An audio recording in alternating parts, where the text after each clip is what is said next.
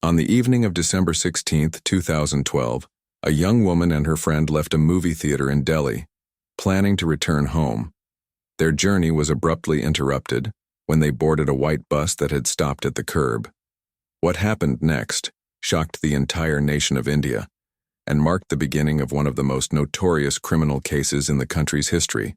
On May 10, 1989, in a small village in the state of Uttar Pradesh, in northern India, a girl named Jyoti Singh was born to Badri Nath and his wife. The family lived in poverty. Their home was small and run down, and the father's earnings barely covered the family's basic needs.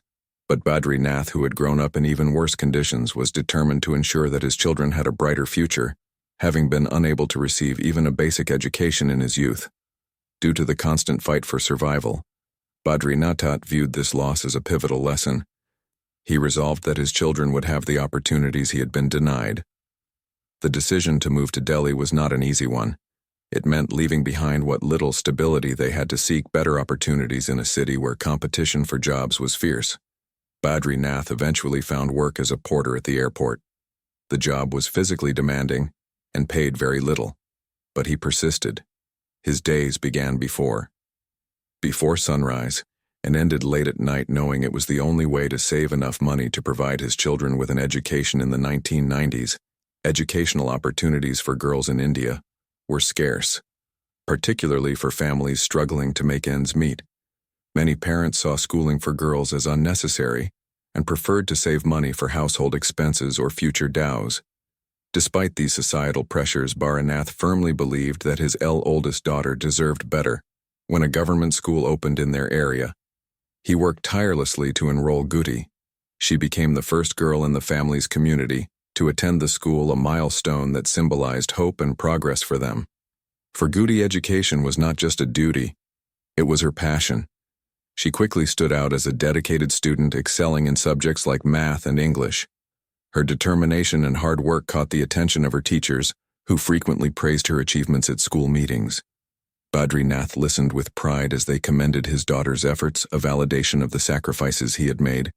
Jyoti also develops a close friendship with another girl, Garen, who is the second female student admitted to the school. The two shared a mutual drive for knowledge and became a source of encouragement for each other, representing a new wave of opportunity for girls in their community. Together, they supported each other, broke stereotypes tied to their gender, and faced challenges head-on. Jyoti and her close friend encountered disapproval from some of the boys at school and even from certain adults, but they were determined to prove they were just as capable. The family continued to live in extreme poverty. Jay's brothers often missed school to help at home or work to support the household, despite her own demanding schedule. Jay found time to assist them with their schoolwork, taking on the role of a mentor and tutor. Her natural sense of responsibility and determination to help her loved ones earned her admiration within the family. When Jyoti confided in her parents about her dream of becoming a doctor, they were taken aback. For a poor working-class family, such an ambition seemed unattainable. Her mother initially tried to convince her that it might be more practical to marry and focus on a household, but Jyoti was resolute. She explained that her goal stemmed from a desire to help people who couldn't afford medical care. Her father, who had been saving money for her wedding for years, realized his daughter had a higher purpose. In a decisive yet difficult move, he sold a small plot of land, the family's last valuable asset. This decision, though met with criticism from relatives, reflected his unwavering support for Jyoti's aspirations. He explained his reasoning. "If I can give her a future, I will do it, even if it means giving up everything I have." Jyoti understood the weight of her father's sacrifice and promised to honor his trust in her. Despite her progress, Jay's life remained challenging. Alongside her academic workload and responsibilities at home, she often faced resistance from some family members. Not everyone in her circle approved of her pursuit of education, particularly her plans for a professional career. While her mother supported her dreams, she sometimes worried about the pressure from relatives who believed Jyoti should focus on building a family. These tensions occasionally led to conflicts, but Jyoti handled them with patience and determination. When Jyoti graduated from high school in 2008, she faced a critical decision about her future. She knew her family couldn't afford the high tuition fees for medical school. After much thought, she decided to enroll in a physical therapy program. The tuition was more affordable, and the course length was shorter, making it a more practical choice. The college was 5 hours away from Delhi, meaning Jodi would have to leave her family to pursue her studies. This decision marked a turning point in her life, a test of her independence, and a significant step toward adulthood at the college. Jodi threw herself into her studies. Jot quickly adapted to her new environment, earning a reputation as a determined and responsible student. Along with the changes in her life came a transformation in her appearance. She shifted from traditional clothing to a modern style embracing jeans, heels, and blouses. Her confidence grew, as did the respect she gained from her peers. However, her independence was not universally welcomed. Some criticized her for adopting what they saw as overly westernized standards, which they felt clashed with traditional values to support her family and pay for her education. Jodi took a job at an international call center. Her schedule was grueling, working night shifts, sleeping only 3 to 4 hours a day, and managing a heavy workload. Yet she remained steadfast in pursuing her goals. Her job at the call center allowed her to interact with people from diverse backgrounds, enriching her perspective and strengthening her resolve to help others. Despite her demanding life, Jodi maintained a close friendship with her longtime companion. Their bond had formed several years before she started college and grew stronger over time. Despite the physical distance between them, a calm and composed computer engineer, complemented Jodi's energetic and goal-driven personality through video calls. They shared thoughts, dreams, and words of encouragement. Their occasional in-person meetings in Delhi provided Jodi with a welcome break from her exhausting routine. On December 16, 2012. The day before Jodi was set to begin her hospital internship, she planned to spend time with Arvind. The day began like any other. She started her morning caring for her family, making tea and sharing her plans with her parents. After saying her goodbyes, she headed out to meet Wind for her. It was a chance to unwind from her studies and enjoy a day of relaxation. The two spent the day together exploring a shopping mall, browsing stores, talking about brands, and watching a movie. By evening around 8 p.m. They decided it was time to head home. Initially, they considered taking a taxi, but ultimately chose to save money by riding a bus.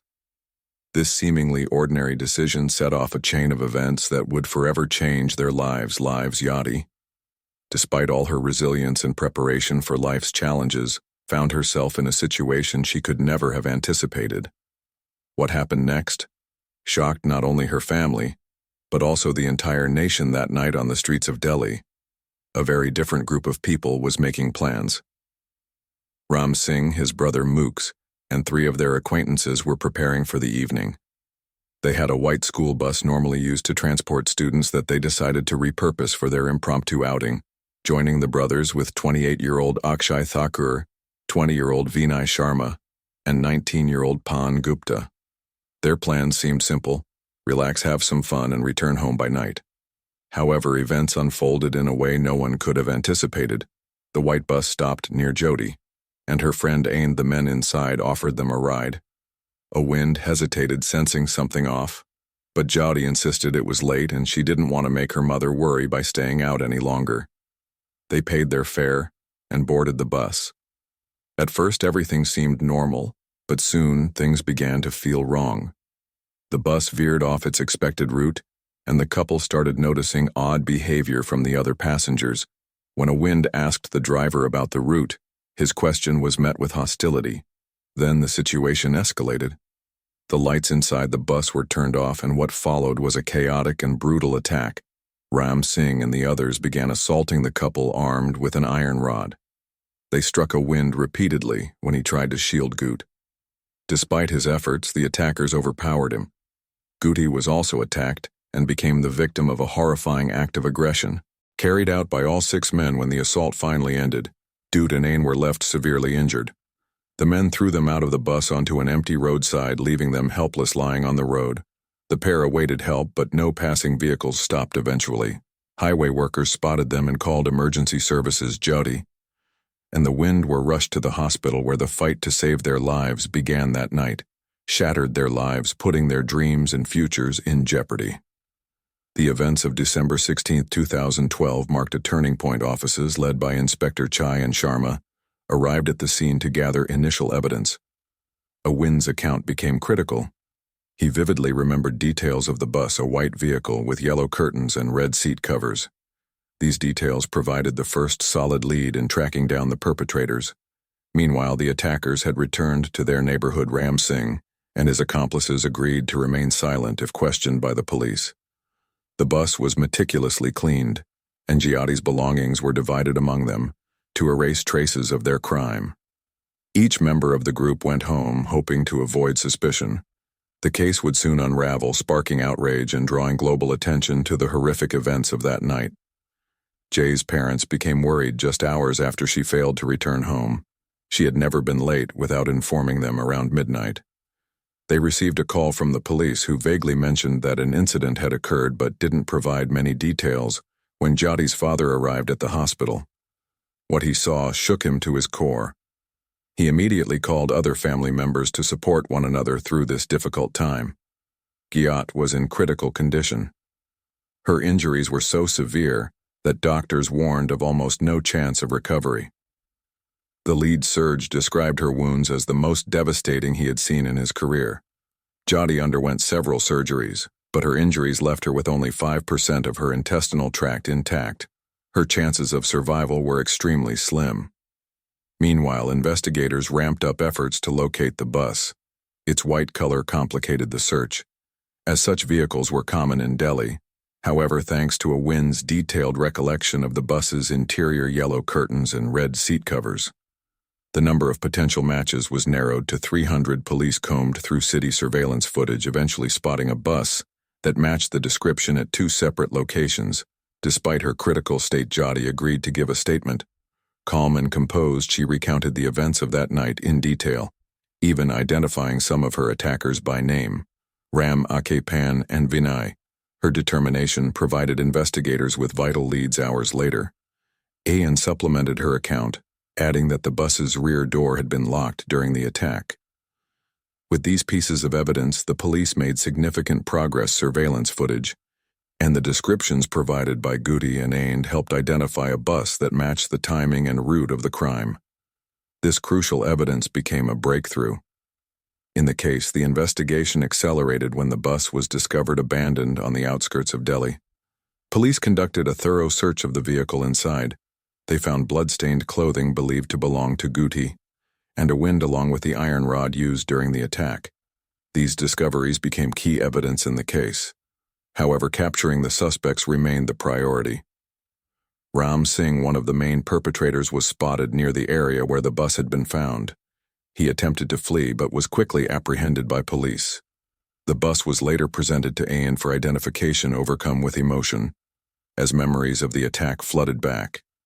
He nonetheless confirmed that it was the vehicle where the crime had occurred. This confirmation further solidified the investigators' case.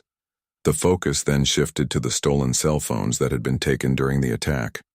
Investigators believed that the perpetrators might have used the phones, potentially leaving behind a trail that could lead to their arrest. One of the stolen phones remained active, allowing police to track its location. This led to the arrest of Mukesh, the second suspect, who was found in another part of the city. Mukesh's capture was a pivotal breakthrough, paving the way for authorities to apprehend the other attackers: Akshay Thakur Payang, Gupta Phai Sharma, and a young man under the age of 18. During questioning, the suspect initially tried to deny their involvement, but the evidence was overwhelming. The bus, along with the items recovered inside and the iron rod used in the attack, formed the foundation of the case against them. After their arrests, police presented the evidence to prosecutors preparing to move the case to trial. Meanwhile, Jyoti's condition remained critical. Doctors continued to fight for her life, performing 4 major surgeries to stabilize her. However, complications arose, including pneumonia, severe brain trauma, and internal infections, further diminishing her chances of survival. A team of specialists eventually recommended transferring Jyoti to a high-tech medical facility in Singapore for advanced treatment. On December 26th, she was flown out of India with a team of doctors accompanying her during the flight. Her condition deteriorated drastically. She suffered cardiac arrest, and although the medical team was able to revive Reeve, her Jyoti slipped into a coma on December 29, 2012, 13 days after the attack. Jyoti passed away. Her death sent shockwaves across the nation, igniting a wave of grief and outrage. Crowds gathered in the streets demanding justice and significant changes to the laws protecting women. The public pressure forced India's Supreme Court to expedite the trial process on January 2, 2013. The court officially began hearings. The 5 adult suspects were charged with sexual assault and first-degree murder, facing the possibility of the death penalty. The case involving the underage participant was referred to the Juvenile Justice Board on August 31, 2013. The board issued its decision sentencing the juvenile offender to 3 years in a reform facility, the maximum punishment allowed under juvenile law. The ruling sparked intense debate and public outrage. Goody's parents were among the most vocal critics, arguing that the severity of the crime warranted trying him as an adult. They believed his participation in the attack deserved harsher punishment as the legal proceedings against the remaining defendants continued. A shocking development occurred in March 2013. Ram Singh, the primary suspect and alleged ringleader, was found dead in his jail cell. Authorities ruled his death a case of self-harm, but the incident raised questions and sparked widespread speculation. Despite this setback, the trial moved forward. Jyoti's case became one of the most infamous and heart-wrenching in modern India. On September 10, 2013, the court delivered its verdict for the 4 remaining defendants. They were found guilty on multiple charges, including the fatal assault on Jyoti, intentional harm, destruction of evidence, and the attempted murder of a wind 3 days later. All 4 were sentenced to the death penalty. The decision sparked divided opinions. While many viewed it as justice served, the families of the convicted pleaded for leniency. The legal proceedings stretched on for several more years. Despite numerous appeals, the Supreme Court upheld the sentences on March 13, 2014. The case of the youngest offender, however, took a different turn in 2017 after serving 3 years in a juvenile rehabilitation center, the maximum penalty allowed under juvenile law. He was released. Reports indicated that he had started a new life, changed his name, and taken a job as a cook in a rural area. He remained under the protection of a non-profit organization dedicated to ensuring his safety for the adult defendants. The case reached its conclusion only years later. On March 20, 2020, the 4 men were executed in a Delhi prison. This marked a turning point for JTI's parents, who had fought tirelessly for justice for their daughter. At the same time, the families of the convicted faced the heartbreak of losing their loved ones. JTI's story became a powerful symbol of the fight for justice and transformative change in India's legal and social systems. It underscored the need for severe penalties for those found guilty of such heinous acts while advocating for support for victims and their families. However, the case also raised enduring questions about rehabilitation and accountability, particularly when minors are involved. This tragedy, though heartbreaking, catalyzed meaningful conversations about gender-based aggression and the systemic changes necessary to create a safer society. It serves as a sobering reminder of the importance of justice and the resilience